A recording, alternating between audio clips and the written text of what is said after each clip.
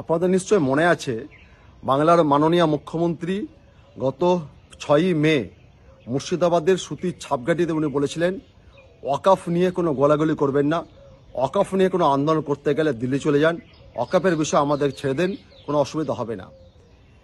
তারপর হঠাৎ করে দেখা গেল উনি 28শে নভেম্বর উনি ঘোষণা করলেন যে উমিদ পোর্টালে 46টা কাগজ রেজিস্ট্রেশনের জন্য আপলোড করতে হবে।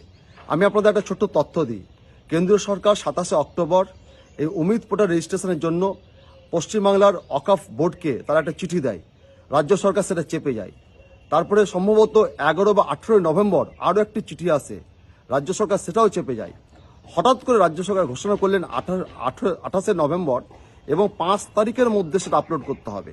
এই 46টা কাগজ এত শর্ট টাইমে এই আপলোড করাটা কিন্তু অস্বাভাবিক ব্যাপার এবং স্ট্যাটিস্টিক্স বলছে 20% বেশি আপলোড হয়নি এবং 3 মাস এটা বাড়িয়েছে, সেটা কেন্দ্র সরকার বাড়িয়েছে, এটা দয়া। যদি না বাড়তো কি অবস্থা হতো?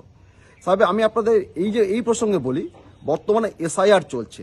এখন মুসলিম সম্প্রদায় এসআইআর এর নমিনেশন ফর্ম তারা ফিল আপ করবেন না, নাগরিকত্ব প্রমাণের লাইনে দাঁড়াবেন না, তারা তাদের যে উত্তরাধিকার সূত্রে প্রাপ্য আল্লাহর হস্তে এই ওয়াকফ সম্পত্তি তারা সেটা রক্ষা করবেন।